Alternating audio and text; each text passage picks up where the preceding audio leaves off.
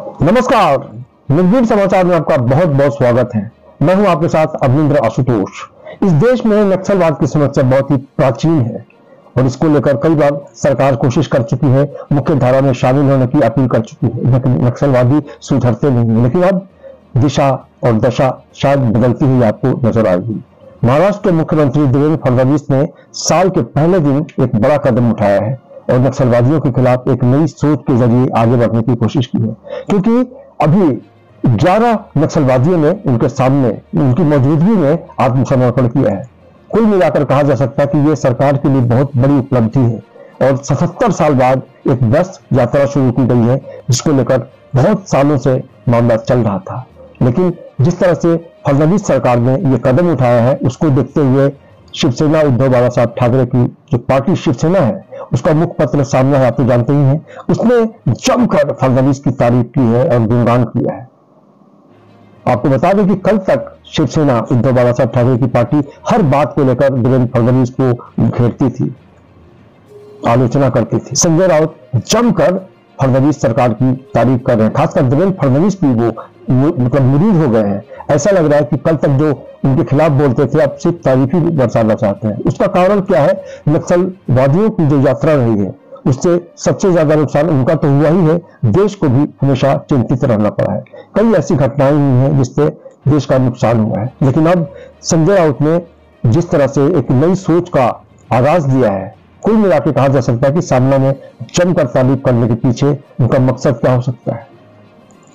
उन्होंने तर्क भी दिया है कि जिस तरह से अब तक किसी ने कुछ भी नहीं किया इस मामले में, बातें तो बड़ी बड़ी होती रही हैं, लेकिन फडणवीस ने जिस तरह से इसकी एक शुरुआत की है, ऐसे में उनके साथ हम हैं और उनकी जो भी सोच है उसको लेकर अगर वो आगे बढ़ते हैं तो शिवसेना उनके साथ खड़ी रहेगी। तो ऐसे में समझा जा सकता है कि राजनीति में जो कल तक दुश्मनी का रूप लेकर घूमते थे, हालांकि आपको किसी दिन याद होगा कि उद्धव साहब नागपुर पहुंच गए थे और शिवसेना की तरफ से अपने बेटे को लेके गए थे, यानी आदित्य ठाकरे उनके साथ थे, अनिल परब थे और भी कुछ लोग थे। और जिस तरह से देवेंद्र फडणवीस से अचानक उन्होंने मुलाकात की तो उसके बाद काफी हंगामा हुआ। लोगों ने सोचा कि पता नहीं क्या मामला है, लेकिन पार्टी ने कहा, यानी शिवसेना उद्धव बाला साहब ठाकरे की पार्टी ने कहा कि ये महाराष्ट्र की एक परंपरा है कि शुभेच्छा देने की एक हमारी आदत है और जब भी मुख्यमंत्री होता है उसको हम कहीं ना कहीं से विश करते हैं ताकि आने वाले समय में वो अच्छा काम कर सकें। और जाहिर है सामना के संपादकीय ने एक सवाल पैदा कर दिया है कि इतनी जल्दी कैसे सुर बदल गए, किसके? संजय राउत के। संजय राउत तो कल तक बहुत मतलब खिलाफत करते नजर आते थे कि देवेंद्र फडणवीस में ये कमी है, वो कमी है, और लगातार उनकी आलोचना तो करते ही थे। और उन्होंने उद्धव ठाकरे ने उनको नाम भी दिया था भोपला, लेकिन देवेंद्र फडणवीस ने कभी भी मुखर होकर उसका विरोध नहीं किया। वो जानते हैं कि खिसियानी बिल्ली खंभा ही रोक सकती है, जो कि उद्धव बाला साहब ठाकरे की पार्टी की स्थिति आज बहुत खराब है। ऐसे में समझा जा सकता है कि आने वाले दिनों में महाराष्ट्र में जिस तरह से फडणवीस सरकार ने आगे बढ़ने का काम किया है, नक्सलवादियों को एक अलग तरीके से देखने की कोशिश की है, उनकी जो सोच है उसको समझा है उन्होंने और बस यात्रा शुरू की गई है। तो ऐसे में समझा जा सकता है कि आने वाले दिनों में नक्सलवादियों की भी समस्या खत्म होगी। अगर यह समस्या खत्म होती है तो जाहिर है फडणवीस के लिए बहुत बड़ी उपलब्धि होगी और उसी उपलब्धि को भांपते हुए शिवसेना उद्धव बाला साहब ठाकरे की पार्टी ने यह समझ लिया है कि 5 साल तक तो कोई सवाल है ही नहीं कि कोई सरकार बनेगी, उनको मौका मिलेगा। और जिस तरह से शिवसेना के अंदर विद्रोह हुआ, उससे भी पूरी दुनिया को पता है, देश को पता है कि किस तरह से अलग अलग माहौल चल रहा था। बाला साहब ठाकरे के विचारों को तिलांजलि दे दी गई थी और एक क्रांति हुई थी। एकनाथ शिंदे ने 40 विधायकों को लेकर बाद में बीजेपी के साथ सरकार बनाई और शिवसेना मतलब उद्धव बाला साहब ठाकरे की जो पार्टी है शिवसेना, वो देखती रह गई और देखते ही देखते एकनाथ शिंदे मुख्यमंत्री बन गए। फिलहाल अभी नक्सलवादियों को लेकर एक नई यात्रा शुरू हुई है महाराष्ट्र में और उसको लेकर बहुत ही गंभीर है देवेंद्र फडणवीस और उनकी गंभीरता को समझने का काम किया है सामना ने।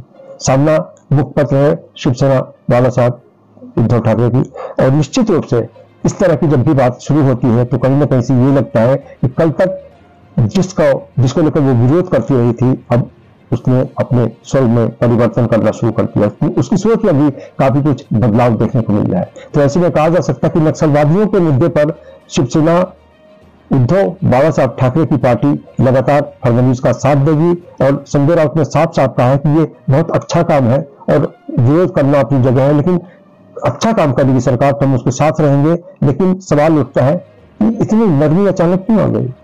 क्या इससे पहले देवेंद्र फडणवीस ने कुछ अच्छा काम नहीं किया? बहुत काम किया है, लेकिन ऐसे में साफ साफ है कि शिवसेना को पता है कि 5 साल तक फडणवीस ही रहने वाले हैं या जो भी बीजेपी चाहेगी वो होगा। ऐसे में उनकी जो नरमी है वो खुलकर सामने आ गई है। ऐसे में कहा जा सकता है कि देवेंद्र फडणवीस को अगर वो दुश्मन के तौर पर देखते हैं तो आने वाले दिनों में उनकी चुनौतियां और बढ़ सकती हैं।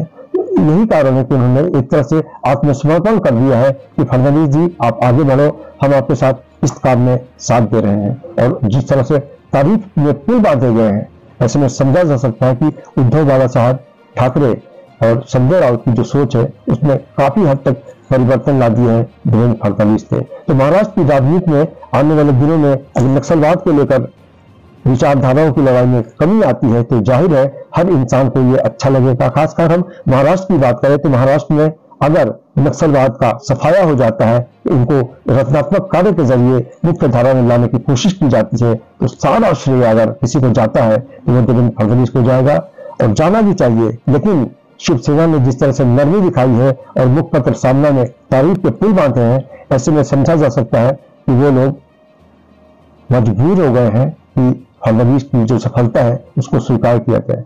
आज के लिए बस इतना ही। बाकी खबरों के लिए आप देखते रहिए निर्भीक समाचार और मुझे यानी अवनींद्र आशुतोष को दीजिए इजाजत। नमस्कार।